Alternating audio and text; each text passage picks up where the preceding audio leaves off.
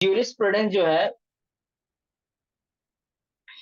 सबसे पहले ज्यूरिस्प्रूडेंस जान लेते हैं। ज्यूरिस्प्रूडेंस स्टार्ट कर रहे हैं तो जो ज्यूरिस्प्रूडेंस है उसका मतलब होता है ज्यूरिस प्लस प्रूडेंस, यानी कि ज्यूरिस का मतलब होता है लॉ, प्रूडेंस का मतलब होता है नॉलेज या स्किल। तो लॉ का नॉलेज होना, दैट इज कॉल्ड ज्यूरिस्प्रूडेंस। तो हम इसमें पढ़ते हैं, अलग अलग अलग लॉ के बारे में पढ़ेंगे। इसमें बहुत सारे स्कूल ऑफ थॉट्स आए थे, उसके बारे में पढ़ेंगे। बेसिकली इसमें पढ़ना है कि लॉ को पढ़ा कैसे जाता है, या लॉ का जो स्किल है, नॉलेज है, वो कैसे हासिल करना है। ये इस पे ज्यादा फोकस करता है। इसमें बहुत सारी थ्योरीज पढ़नी है, बहुत सारा हिस्टोरिकल बैकग्राउंड पढ़ना है। तो आज हम सबसे पहले स्टार्ट करेंगे major legal system of the world, यानी कि जो वर्ल्ड में मेजर लीगल सिस्टम्स कौन कौन से हैं।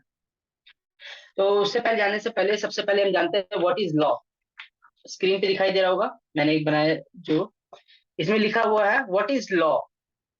तो लॉ अगर कहते हैं बाय लेमेंस लैंग्वेज में अगर बात करें, तो लोग समझते हैं लॉ का मतलब होता है रूल और रेगुलेशंस जो स्टैट्यूट में लिखे होते हैं, दैट इज कॉल्ड लॉ। ठीक है। But in a broader sense law इससे ज्यादा बढ़ के होता है, that is in broader sense, the whole process by which organized societies attempt to apply these rules and regulations to establish to establish and maintain peace in the society. जो rules and regulations है उसको establish करने के लिए और to maintain the peace in the society, that is called broad. अगर broad sense में बात करें तो उसे लॉ कहते हैं। इट मीन्स कि उसमें सारे चीज आ जाते हैं। आपका कहते हैं मशीनरी आ जाएगा जो लॉ को स्टैब्लिश करने के लिए यूज होता है, और फिर उसमें आपके जो भी स्टैट्यूट्स हैं वो सारे आ जाएंगे। ठीक है। अब बात करते हैं हम लोग लीगल सिस्टम ऑफ द, कहते हैं लीगल सिस्टम क्या होता है। मेजर लीगल सिस्टम पढ़ना है तो हम पहले समझ लेते हैं लीगल सिस्टम क्या होता है। ठीक है। जो लीगल सिस्टम है, उस लीगल सिस्टम में जो मैंने कहते हैं लॉ में बताया वही चीज, ओवरऑल यही चीज होती है लीगल सिस्टम में। लीगल सिस्टम में क्या होता है, set of laws, legal principle, norms, institutions of a particular country use for making, interpreting and enforcing laws, that is called legal system. It means उसके कुछ लीगल प्रिंसिपल्स होते हैं, कुछ नॉर्म्स, कस्टम्स, और कुछ इंस्टीट्यूशन जो इस लॉ को एनफोर्स करने का काम, इंटरप्रेट करने का काम, और इन लॉ को बनाने का काम करते हैं, वो उसे लॉ लीगल सिस्टम कहते हैं। इसमें हमारा कहते हैं पार्लियामेंट भी आ जाता है, कोर्ट्स भी आ जाते हैं, पुलिस भी आ जाती है, जजेस, एमपी सब आ जाते हैं। इट मीन्स हम लोग लॉ से कहते हैं, मतलब लॉ जो है, लीगल सिस्टम जो है, वो हमारे डे टू डे लाइफ में बहुत ज्यादा इंपॉर्टेंट रहता है। हर हर एक एस्पेक्ट को हमारे लीगल सिस्टम टच करता है। ठीक है। तो ये होता है हमारा लीगल सिस्टम।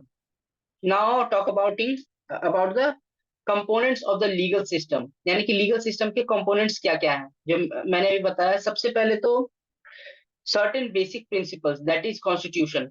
किसी भी कंट्री में जो लीगल सिस्टम होता है उसका जो सबसे ऊपर जो होता है वो एक कॉन्स्टिट्यूशन होता है। और अगर हम मोनार्की की बात करें तो उसमें राजा होता है या फिर मोनार्क होता है। ठीक है। वो एक सबसे बड़ा सोर्स होता है of the legal system. Second आता है कुछ फंडामेंटल राइट्स या फिर फंडामेंटल ड्यूटीज। हमारे कंट्री में बात करें तो फंडामेंटल राइट्स हैं, ड्यूटीज हैं। अगर मोनार्क कंट्रीज में बात करें तो सब ऐसे रूल्स एंड रेगुलेशंस होते हैं जो स्टेट को फेवर करते हैं। उस रूल्स एंड रेगुलेशन की बात कर रहा हूँ। ठीक है। थर्ड आता है institutional structure for the enforcement of the law.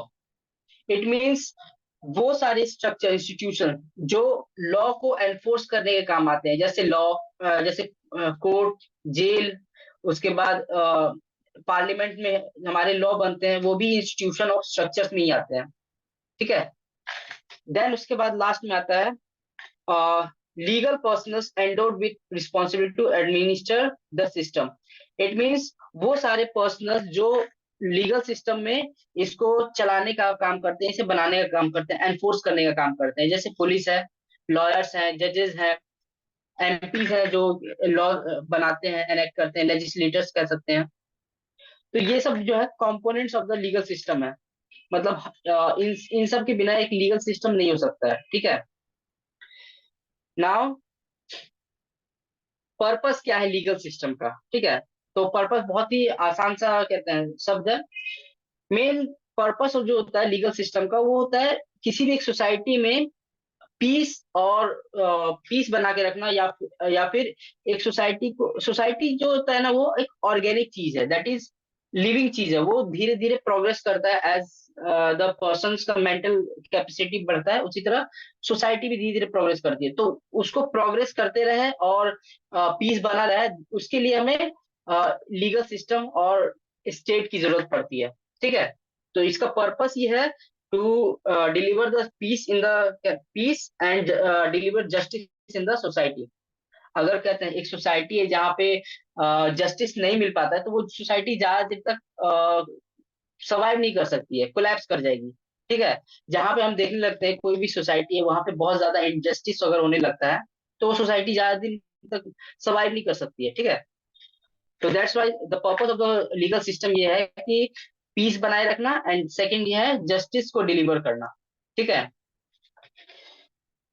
Now law. Law किस तरह के होते हैं? लॉ दो तरह के होते हैं। ठीक है, एक होता है सिविल लॉ, एक होता है क्रिमिनल लॉ।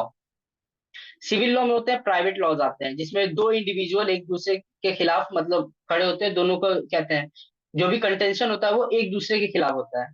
इसमें हमारे कहते हैं सीपीसी आ जाता है, सिविल प्रोसीजर। हर और दोनों पार्ट्स के मतलब civil law and criminal law के दो पार्ट्स होते हैं, प्रोसीजरल एंड सब्सटैंटिव, और क्रिमिनल के भी प्रोसीजरल एंड सब्सटैंटिव।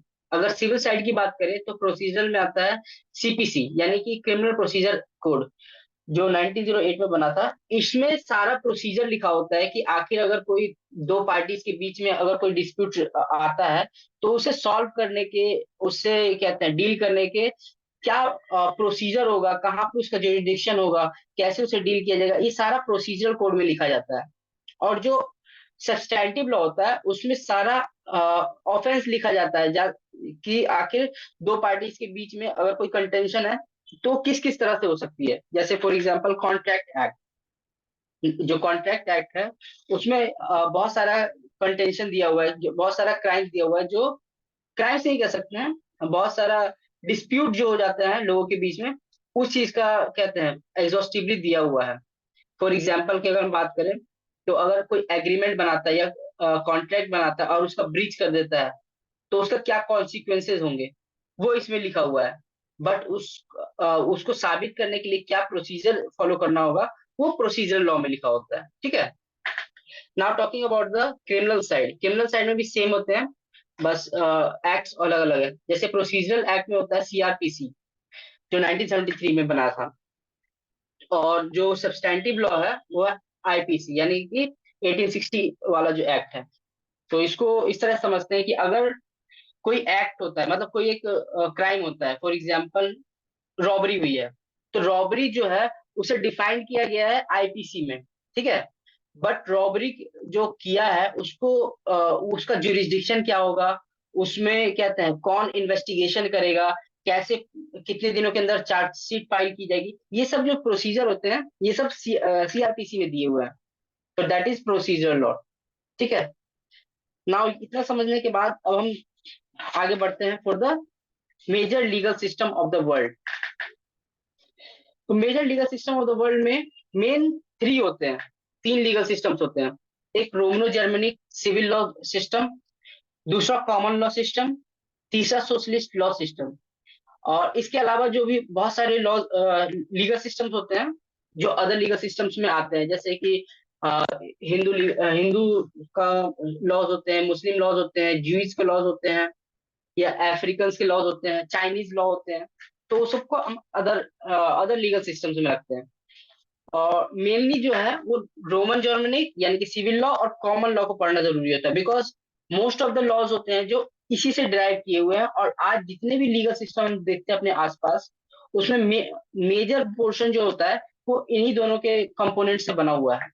कोई भी ऐसा मतलब वर्ल्ड का ऐसा कोई भी लीगल सिस्टम नहीं होगा जिसमें इन दोनों के जो कहते हैं प्रॉपर्टीज जो है वो नहीं हो। या तो पूरा एक ही सिविल लॉ ही होगा, या तो कॉमन लॉ होगा, या तो आजकल बहुत ज्यादा होता है कि कॉमन लॉ है तो उसमें कुछ पार्ट्स सिविल लॉ के आ गए, या फिर सिविल लॉ है तो कुछ पार्ट्स अपना कॉमन लॉ का ले लिया। तो पहले जानते हैं what is civil law system. Civil law system का ओरिजिनेशन जो है वो कॉन्टिनेंटल यूरोप में हुआ था। ठीक है, कॉन्टिनेंटल यूरोप में कहने का मतलब है जो यूरोप का जो मेन कॉन्टिनेंट है उसमें, यानी कि फ्रांस, जर्मनी, लैटिन लैटिन कह रहा हूँ, ग्रीक, ये सब जो एरिया था वहां पे मेनली इसका ओरिजिनेशन हुआ था। और ये जो पूरा सिविल लॉ सिस्टम है, नाम में सिविल है, इट मींस ये दो पार्टीज के बीच का जो डिस्प्यूट्स होता है उसको सॉल्व करने पे ज्यादा फोकस करता है। दैट इज ये प्राइवेट लॉ ज्यादा है rather than a public law. दूसरी बात है, जो ये बना है, दैट इज पूरा जो ये सिविल लॉ बना है, ये बहुत सारे यूनिवर्सिटीज के जो स्कॉलर्स थे उन लोग के एफर्ट से बना है। इट मीन्स कि यूनिवर्सिटी में बहुत सारे प्रोफेसर पढ़ाने वाले, या फिर हमने बहुत सारे बड़े बड़े नाम सुने होंगे, जैसे मॉन्टेस्क्यू है या फिर जॉन लॉक है। इन सब के एफर्ट्स की वजह से धीरे धीरे करके ये जो सिविल लॉ सिस्टम है ये डेवलप हुआ है। ठीक है। Now talking about the Roman just, एक मैक्सिम है रोमन जस्ट सिविले, यानी कि बॉडी ऑफ सिविल लॉज। इस सिविल लॉ सिस्टम को रोमन जस्ट सिविले कहा जाता है इन लैटिन, एक ये मैक्सिम है उसमें। तो नाउ टॉकिंग अबाउट एक राजा थे, मतलब एक एम्परर था जस्टिनियन वन करके, ठीक है, 1565 एडी में। जस्टिनियन से आप क्या कहते हैं, एक वर्ड निकाल सकते हैं जस्टिस, यही के नाम पे बाद में जस्टिस पड़ा है। ठीक है। तो ये जो जस्टिस एम्परर थे उन्होंने कुछ सिविल कोड को एक पत्थर पे उखेड़ के उसके बाद मतलब लगाया था, और अपने राज्य में ऐसे ही उसी लॉस के अनुसार अपना क्या थे राज्य चलाते थे। बट 565 एडी के बाद जब उनका साम्राज्य खत्म हुआ तो ये चीज मतलब गुम गई थी, लेकिन बाद में 1200 एडी के बाद वो वापस मिली। वो जो जिस प्लेट पे ये सब लिखा हुआ था कोड्स, वो वापस मिला, एंड देन उसको कॉमन जो सिविल लॉ सिस्टम था उसमें इनग्रेंड किया गया और इसको बेसिस बनाया गया for the civil law system. इसके बाद ही इसके आसपास जितने भी स्कॉलर्स थे उन्होंने अपने कहते हैं इसको इंटरप्रेट करके उसमें और भी चीजें ऐड करके लॉ को मतलब बड़ा बनाते चले गए। That is the significance of Justinian one in the civil law system. तो फिर इसके इसेंशियल फीचर्स जो है वो ये है कि बीज लॉ 11वीं सेंचुरी में बताया कि ये चीज रिवाइव हुई थी। एक रेनेसा का पीरियड था, ठीक है, एक रेनेसा का पीरियड था। इट मींस जो रेनेसा का पीरियड जो था वो 1500s के बाद से स्टार्ट हुआ था। उससे पहले क्या था, डार्क एजेस था, यानी कि हर एक चीज को चर्च कंट्रोल करती थी। मतलब चर्च कहने का मतलब रिलीजन कंट्रोल करती थी। अगर कुछ भी है तो रिलीजन से ऊपर कुछ भी नहीं है ना। वहां पे साइंस था, मतलब साइंटिफिक टेम्पर या फिर लॉ, ये सब चीज तो बात ही नहीं होती थी। बट धीरे धीरे क्या हुआ, जैसे जैसे ट्रेड बढ़ा, कहते हैं यूरोप का अदर कंट्रीज से ट्रेड बढ़ा, उस हिसाब से उन लोग का जो मेंटल थॉट है वो भी प्रोग्रेस करने लगा, और पीरियड ऑफ रेनेसा यानी कि डार्क से लाइट की तरफ का जो सफर था वो स्टार्ट हो गया। तो उसमें क्या हुआ ना कि धीरे धीरे लॉ भी जो है इवॉल्व होने लगा by the discussions of many scholars, जैसे कि मोंटेस्क्यू मैंने बताया, फिर ऑस्टिन है, फिर हमारे सेवनी है। ये सब की वजह से लॉ जो है वो धीरे धीरे इवॉल्व होते रहा। तो अब हम बात कर रहे थे सिविल लॉ के बारे में। तो जो ये सिविल लॉ जो आज हम जो प्रैक्टिस करते हैं वो एक्चुअली में 16 17 सेंचुरी के बाद से जो लॉ बनने स्टार्ट हुए थे, मतलब इवॉल्व होके लिखे गए थे, वो आज हम प्रैक्टिस करते हैं। मतलब बहुत सारे कंट्रीज में जो है, ओवर 150 कंट्रीज में सिविल लॉ सिस्टम जो है वो अभी काम करता है। तो उसमें हम लोग कहते हैं जो पोस्ट रिफॉर्मेशन पीरियड था, यानी कि जो 16 17 सेंचुरी या 18 सेंचुरी के बाद का जो टाइम था, उसमें जो लॉज बन के आए थे वो आज हम कहते हैं प्रैक्टिस में लाते हैं। इसेंशियल्स फीचर में आता है जो रूल ऑफ लॉ जो होता है, रूल ऑफ लॉ है सिविल सिविल सिस्टम में रूल ऑफ लॉ जो है उसे कंडक्ट किया जाता है रूल ऑफ कंडक्ट, यानी कि जो मोरली सही है वही हमारे लिए रूल ऑफ लॉ होना चाहिए। इट मींस यहाँ पे मोरल और जस्टिस का बहुत ज्यादा इन्फ्लुएंस है। इट मींस अगर एक केस में अगर देखा जाए कि अगर चोरी करना मतलब बुरा है, मोरली गलत है, तो उसके हिसाब से ही वो कहते हैं रूल ऑफ लॉ भी बना दिया जाएगा। ठीक है, जो चीज मोरली गलत है वही चीज रूल ऑफ लॉ में भी लिखा गया था सिविल सिस्टम पे। दूसरी बात, इसका इसेंशियल फीचर है जो मैंने बताया कि लीगल स्कॉलर्स ने इसको इवॉल्व किया था, फॉर्मुलेट किया था इन लॉज को। और ये प्राइवेट लॉ है ना कि सिविल लॉ, यानी कि इसमें जो मोस्ट ऑफ द केसेस होते हैं वो टू ऑफ द पार्टीज के बीच में जो डिस्प्यूट अराइज होते हैं उससे डील करता है, ना कि पब्लिक लॉ से डील करता है। एक वर्ड है इनक्विसिटोरियल सिस्टम, यानी कि इसमें जो जजेस होते हैं वो वो ज्यादा रोल प्ले करते हैं in the civil law system. It means वो लोग खुद से इन्वेस्टिगेशन भी कर सकते हैं। इट मीन्स लाइक एक जज है, वो खुद से चार्जेस फ्रेम कर सकते हैं। कॉमन लॉ सिस्टम में होता है कि चार्जेस खुद से फ्रेम नहीं करते जजेस, बट इसमें अगर जो फैक्ट्स देखने के बाद जो जजेस हैं वो खुद से चार्जेस भी फ्रेम कर सकते हैं। इट मीन्स अगर कोई किसी ने मर्डर किया है तो वो 302 वो खुद से फ्रेम कर सकते हैं, और अगर वो इंटरप्रेट करेंगे तो ये 302 नहीं है तो कल्पेबल होमिसाइड है, तो वो उसमें कहते हैं इंटरप्रेट कर सकते हैं। तो ये जो चार्जेस लगाना है ये जस्टिस कहते हैं, जज भी लगा सकते हैं। नाउ एक और इसका बहुत इंपॉर्टेंट फीचर है, दैट इज कोडिफिकेशन। ये कोडिफिकेशन पे बहुत ज्यादा ध्यान देते हैं। मैंने बताया था ना, जस्टिनियन जो था, जस्टिनियन फर्स्ट, उसने भी सबसे पहले एक प्लेट पे सारे जो रूल्स थे या लॉज थे उसे लिख दिया था। तो उस टाइम से ही एक हैबिट बन गया कि जो भी रूल्स एंड रेगुलेशंस है उसे कोडिफाई किया जाए, यानी कि उसे लिख दिया जाए, ताकि सर्टेनिटी जो है, मतलब एक रूल जो है वो सर्टेन बना रहे। यानी ये नहीं कि कोई एक रूल को किसी और तरह से इंटरप्रेट कर रहा है और दूसरा किसी और तरह से इंटरप्रेट कर रहा है। ठीक है।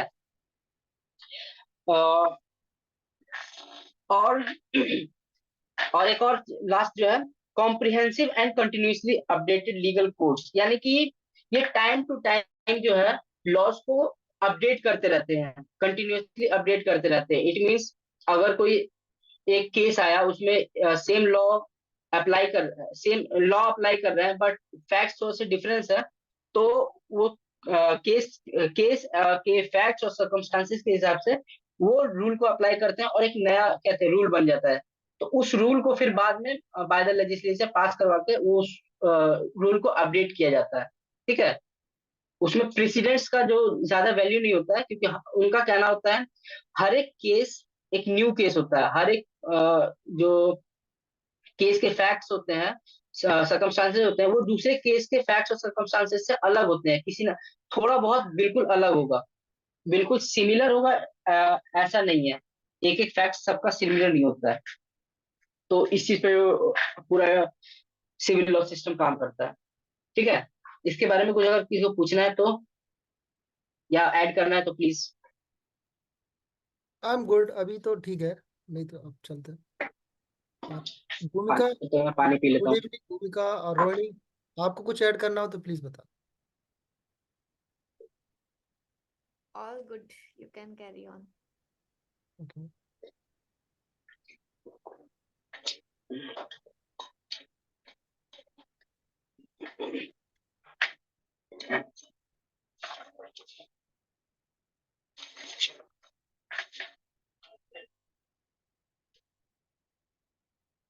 तो अब हम बात करते हैं कॉमन लॉ सिस्टम के बारे में। कॉमन लॉ सिस्टम जो है वो इन ब्रिटेन ब्रिटेन जो आइलैंड है वहां पे इवॉल्व हुआ था।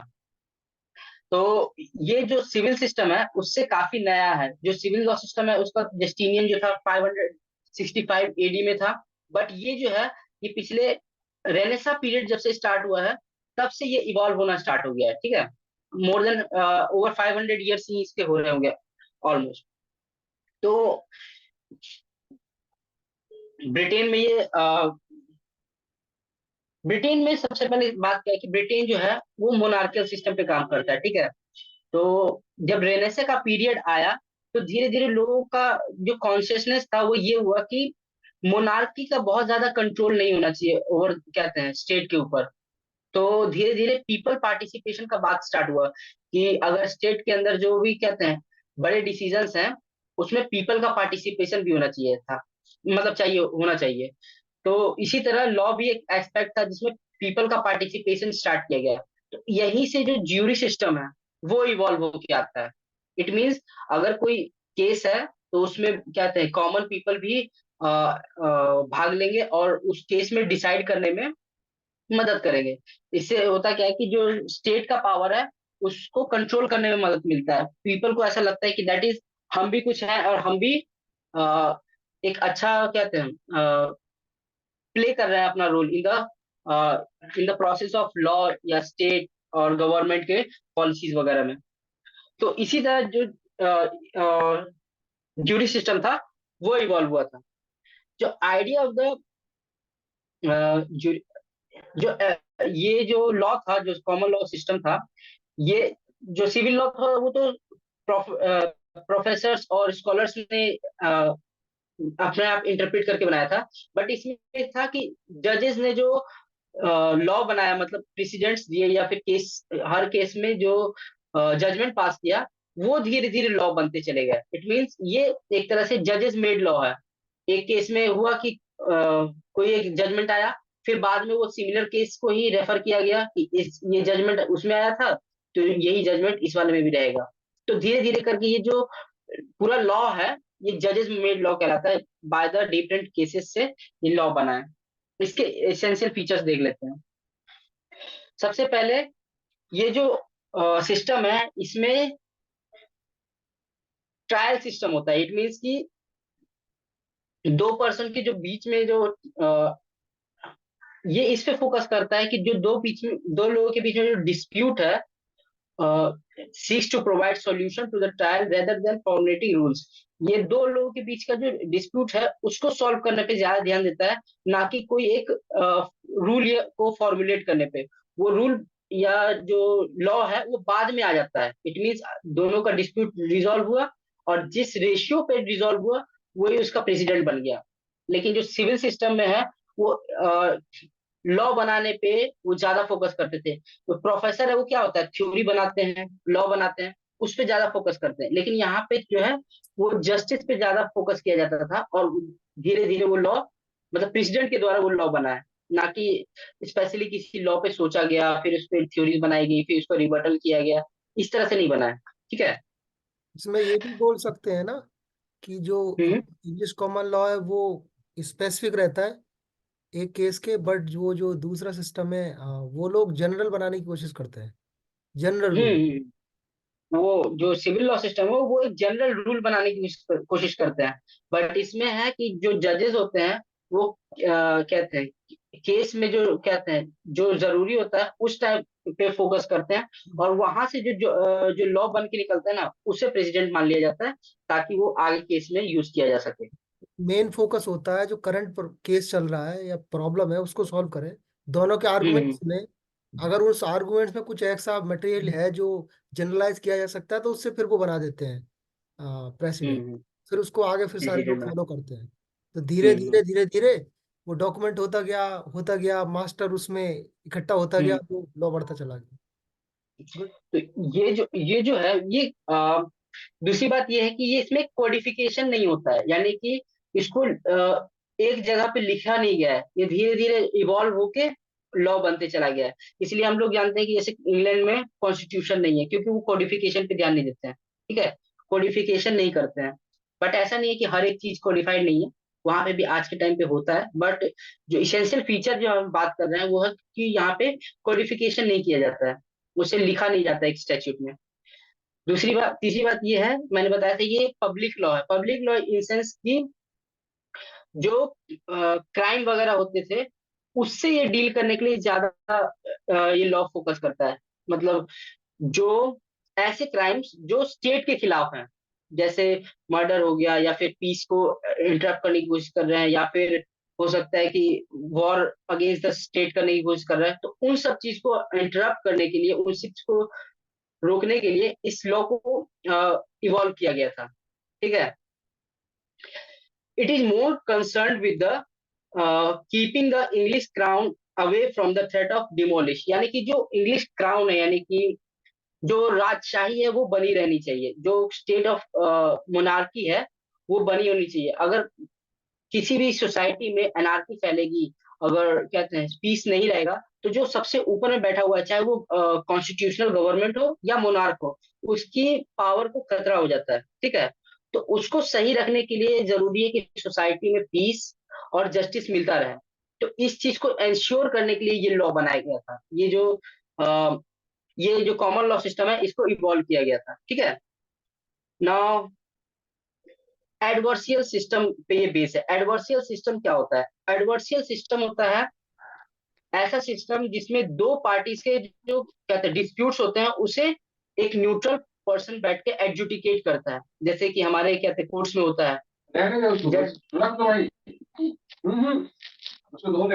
अनिकेत,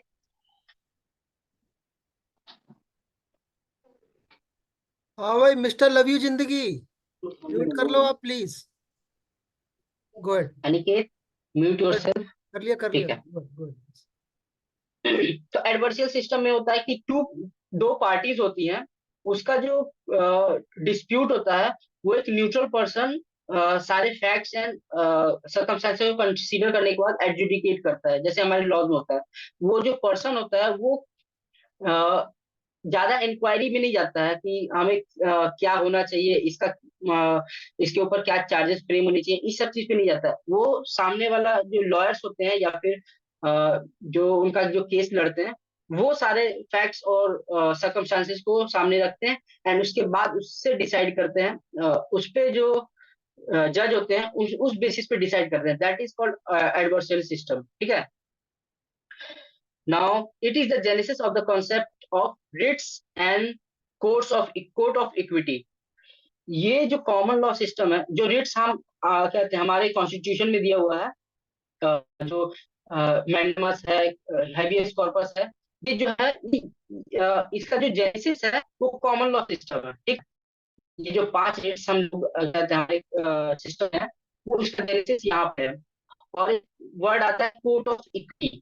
कोर्ट ऑफ इक्विटी अपने आप में ही बहुत बड़ा बहुत ज्यादा बड़ा कहते हैं बड़ा मेरे को वर्ड नहीं मिल रहा है।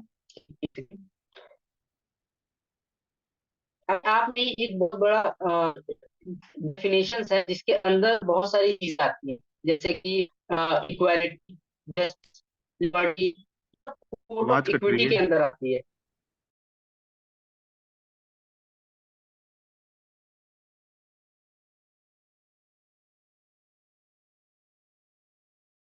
उसका नेटवर्क चले गए। हाँ, कोई इंटरनेट में हाँ प्रॉब्लम हाँ, है। उसका नेटवर्क तब इशू है। तक मैं कंटिन्यू करने के लिए मैं फिर से दिखा देता हूँ जिन्होंने थोड़ा लेट ज्वाइन किया है। हालांकि हम वी आर रिकॉर्डिंग, फिर भी मैं दिखाता हूँ।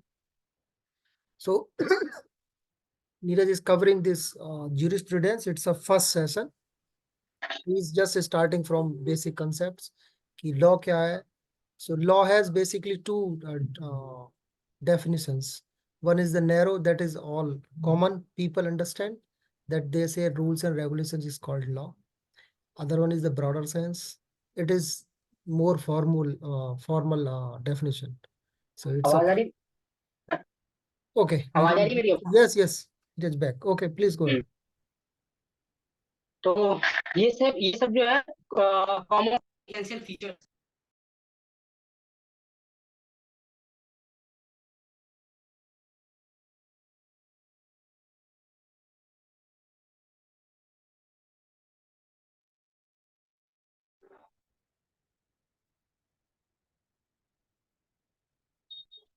भैया ये मेरे पीडीएफ आपने बनाई है नोट्स की?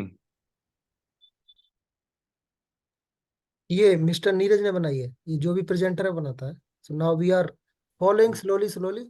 आप लोग और थोड़ा देखो और इसमें क्या ऐड कर सकते हैं, दैट इज मोर यूजफुल, उसके हिसाब से ऐड करते जाएंगे।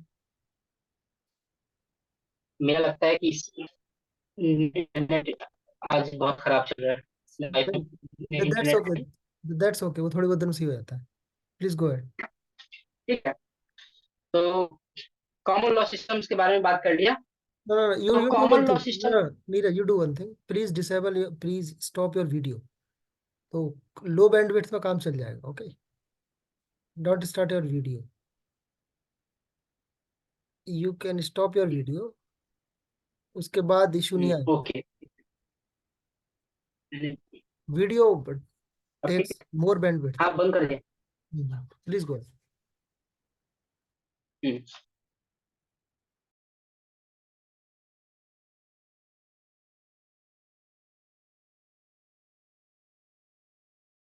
फिर वो लीव हो गया, फिर दोबारा आ रहा है, इशू है। क्या बीमारी होती है आज।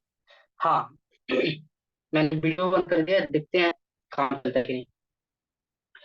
तो जब कॉमन लॉ सिस्टम और सिविल लॉ सिस्टम के बारे में हम जान लेते हैं तो उसमें दो चीजें हमें जाननी होती है। That is, इसमें सिमिलैरिटीज क्या है और इन दोनों के बीच में डिफरेंस है। मेरी आवाज क्लियर आ रही है? थोड़ी देर कोशिश करो, आ रही है पर डिस्ट्रप्शन है, फिर भी करो कोशिश, फिर देखते हैं।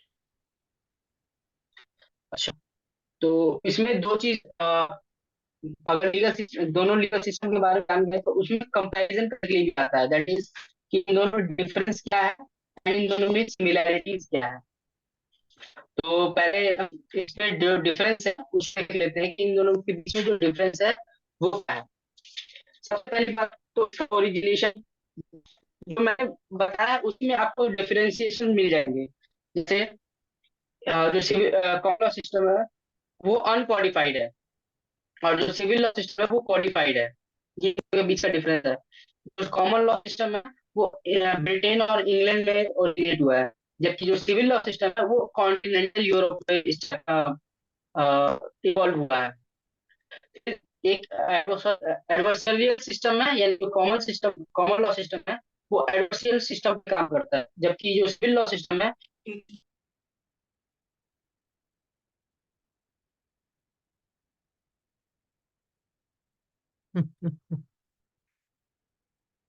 आई थिंक अब नहीं हो पाएगा।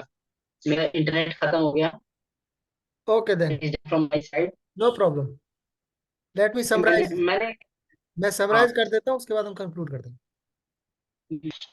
ओके, मैं फिर से समराइज कर देता हूँ जो हम बात कर रहे थे। तो these are two definitions. We are back again on summary, and then there's a definition of what the legal system. So there are several components of the entire legal system. So making law, interpreting law, then enforcing law. सबसे पहले भी हमको law बनाना है, फिर उसका correct interpretation होना चाहिए कि उसका एम्बिगस मीनिंग नहीं होना चाहिए, और फिर उसके बाद एक एजेंसीज होना चाहिए जो उसको लॉ को पब्लिक में एनफोर्स करे। इसलिए तीन रहते हैं। बाकी ये सेल्फ एक्सप्लेनेटरी है जो डिस्कस किया था। अच्छा, लॉज जो है ना मेजरली टू टाइप के होते हैं, civil laws and criminal laws. तो अब जब भी कोई लॉ होता है ना, पहले उसकी एक डेफिनेशन बनाई जाती है कि उसके रूल क्या क्या है, कैसे कैसे उसको एग्जीक्यूट करेगा, कौन उसके स्टेक होल्डर होंगे, कौन उसको बनाएगा, कौन उसको एनफोर्स करेगा। ये सारा चीज प्रोसीजरल में जाता है। और दूसरा फिर जब उसको रूल्स बना के उसको एग्जीक्यूट करते हैं, वो उसको सब्सटेंसिटिव में जाता है, सब्सटेंटिटिव में जाता है। तो दोनों के दो दो पार्ट हैं इसके। सिविल वाला में सिविल प्रोसीजर कोड सीपीसी में जाता है, और क्रिमिनल वाला सीआरपीसी, क्रिमिनल प्रोसीजर कोड में जाता है।